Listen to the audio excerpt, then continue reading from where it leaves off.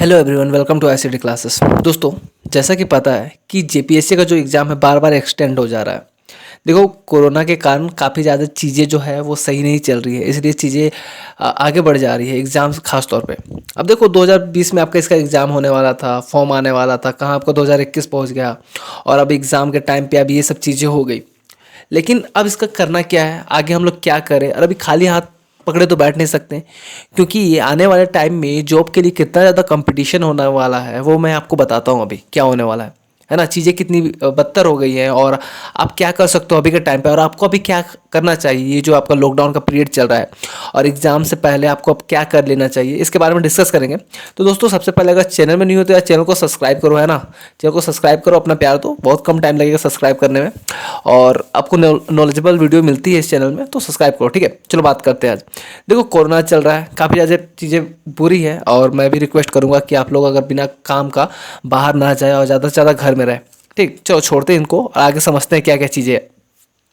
अब देखो, आपको पता है कि 27 जून को जो आपका एक एग्ज़ाम है, यूपीएससी का एग्ज़ाम भी होने वाला है। आपका ईपीएफओ का एग्ज़ाम था 9 मई को, है ना। 9 मई को आपका ईपीएफओ का एग्ज़ाम था और 27 जो जून में है वो आपका यूपीएससी का भी एग्ज़ाम होने वाला है।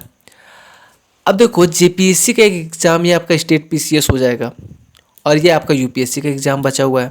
अब क्या होगा, देखो क्या हुआ ना, बहुत सारे यूपीएससी एस्पिरेंट भी इस बार जेपीएससी का फॉर्म भर चुके हैं। पिछले बार उतना फॉर्म अप्लाई नहीं होता था, लेकिन इस बार 5.5 लाख के करीब स्टूडेंट ने फॉर्म अप्लाई किया है। देखो, इसमें कुछ स्टूडेंट जनरली कम हो गई, क्योंकि क्या हुआ कि कुछ लोगों ने दो दो बार फॉर्म फिलअप कर दिया है। लेकिन फिर भी अगर 5 लाख के अप्रॉक्स पे आप लेके चलो तो ये काफ़ी ज़्यादा बिग नंबर है जेपीएससी के पॉइंट ऑफ व्यू से, और सीट बहुत ज़्यादा कम है और कंपटीशन इसमें आपको पता है कि होने वाला है बहुत ज़्यादा टफ। क्योंकि 2016 के बाद ये 2017 के बाद ये आपका 4.5 साल के बाद ये एग्ज़ाम कंडक्ट होने वाला था, जो भी एक्सटेंड हो गया है। तो आप समझ सकते हो कि उतने टाइम से जो स्टूडेंट थे वो आपका प्रिपरेशन कर रहे थे और तब जाके ये कंपटीशन काफ़ी ज़्यादा टफ होने वाला है।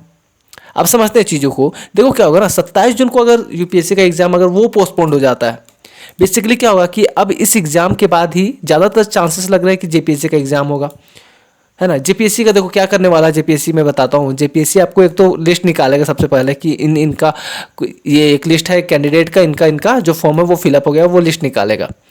लेकिन उससे पहले आपका यूपीएससी का एग्जाम होगा और कई सारे यूपीएससी एस्पिरेंट ने जेपीएससी का फॉर्म भर रखा हुआ है। तो इससे क्या हो गया ना, जो आपका एक्सटेंड हुआ तो यूपीएससी एस्पिरेंट को टाइम मिल गया है आपका जेपीएससी का प्रिपरेशन करने के लिए। देखो, मैं डरा नहीं रहा हूँ, आप लोग अपना प्रिपरेशन जारी रखो, मैं बताऊंगा आगे आप क्या भी कर सकते हो। तो ये स्टूडेंट ने, यूपीएससी के स्टूडेंट्स ने अप्लाई कर रखा है जेपीएससी के लिए।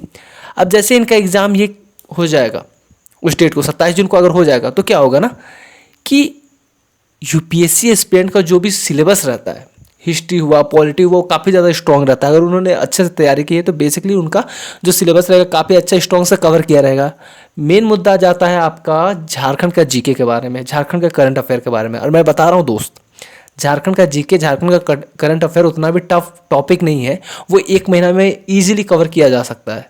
1 महीना, हार्डली 1 महीना में वो रिवाइज भी कर लेगा झारखंड के जितने भी जीके, हिस्ट्री एंड पॉलिटी को, क्योंकि उनकी उस सिलेबस से ही प्रैक्टिस रहती है, उस सिलेबस से ही उनका प्रिपरेशन रहता है। तो ये कोई बड़ी बात नहीं है। और जो बात रही इंडिया लेवल में जो भी जीके आते हैं, इंडिया लेवल से लेके नेशनल से रिलेटेड, तो वो तो उनको आता ही होगा क्योंकि उन्होंने प्रिपरेशन कर रखी है। 27 जून को वो एग्ज़ाम देंगे। उनको एग्ज़ाम देने के बाद तो देखो हर स्टूडेंट को पता चल जाता है कि उसका एग्ज़ाम सिलेक्शन होने वाला है या नहीं होने वाला है। और देखो, यूपीएससी के एग्ज़ाम भी बहुत सारे एस्पिरेंट देते हैं, लेकिन उनका सिलेक्शन नहीं हो पाता है। खैर देखो, ये जो टाइम मिला वो इनके लिए, और वो स्टूडेंट जिन्होंने कभी यूपीएससी जेपीएससी की तैयारी नहीं की थी, उनके लिए बहुत ज़्यादा सुनहरा ऑप्शन निकल के आ गया है कि वो लोगों को मिल गया है टाइम प्रिपरेशन करने के लिए। चीज़ें बुरी होने वाली है, कंपटीशन ज़्यादा टफ होने वाला है। और आपको पता है जेपीएससी का कोई टाइम टेबल का फिक्स नहीं रहता है, तो उम्मीद की तो जा रही है कि 27 जून के बाद उसकी एग्ज़ाम ले लिया जाए। अब देखते हैं आगे क्या होता है। देखो, आपको अभी क्या करना है, अभी के टाइम पे सबसे पहले आपको ज़्यादातर कमांड करना है आर्ट एंड कल्चर के टॉपिक में, साथ ही आपका बुद्धा एंड जैना एंड ट्राइब्स, झारखंड से रिलेटेड। क्योंकि देखो, बुद्धा से रिलेटेड कई सारे खोजें होती रहती है बुद्धा और जैना से, तो आप इसको देखो, करंट से रिलेट करके चलो। साथ ही आप इन्वायरमेंट को भी देखते चलो, और आर्ट एंड कल्चर काफ़ी ज़्यादा इंपॉर्टेंट हो जाता है आपका, पीसीएस हो जाए या फिर यूपीएससी हो जाए, इसके पॉइंट ऑफ व्यू से आप इन दो टॉपिक को तो छोड़ो ही नहीं। और झारखंड के जितने भी करंट अफेयर आ रहे हैं उसको आप अपने टॉपिक से रिलेट करके चलो कि वो किस टॉपिक्स में आ रहा है, पॉलिटी में आ रहा है, हिस्ट्री में आ रहा है, आर्ट एंड कल्चर में आ रहा है, आप ये करके चलो। क्लियर है।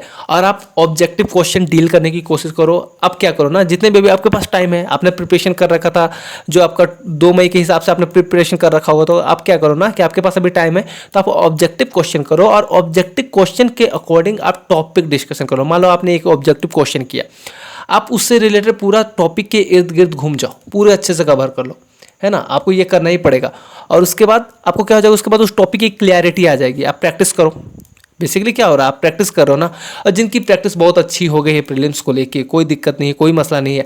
आप कमांड करो झारखंड के करंट अफेयर्स पे और आपका नेशनल के करंट अफेयर पे, और उसको रिलेट करो अपने रिटन एग्जाम के पॉइंट ऑफ व्यू से, ताकि आपकी रिटर्न की प्रैक्टिस हो सके और आप रिटर्न को अच्छे से कवर कर सको।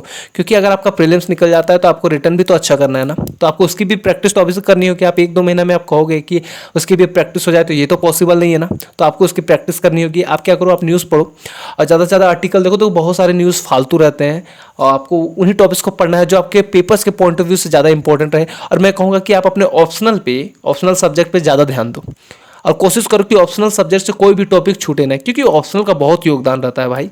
ऑप्शनल का बहुत ज़्यादा योगदान रहता है आपके एग्जाम क्लियर कराने में। क्योंकि जनरल जीके जो पेपर रहता है वो तो सबको आ ही जाएगा, लेकिन मेन जो जिसका पावर गेनिंग सब्जेक्ट रहता है वो क्या रहता है, ऑप्शनल रहता है। और ऑप्शनल ही डिसाइड करता है बेसिकली कि आपका सिलेक्शन होने वाला है या नहीं। तो दोस्तों, अगर कोई टॉपिक में अगर आपको डाउट हो रहा है, कोई भी क्वेश्चंस हो, कोई भी क्वेरीज हो, तो कमेंट करो, मैं जरूर से आपको आंसर करूंगा। और टॉपिक बताओ जिस टॉपिक में आपको डिफिकल्टीज आ रही है, अगर झारखंड के जीके को लेके या फिर हिस्ट्री से रिलेटेड। देखो, खबरी ऐप पे मैं आ गया हूँ और खबरी ऐप में भी मेरे ऑडियोस आने लगे हैं। जल्दी उसमें मैं हिस्ट्री कवर कराऊंगा पूरी की पूरी। तो कमेंट करो और अपना प्यार दोस्त शेयर करो, सब्सक्राइब करो। मिलते हैं किसी और वीडियो में, तब तक के लिए अलविदा।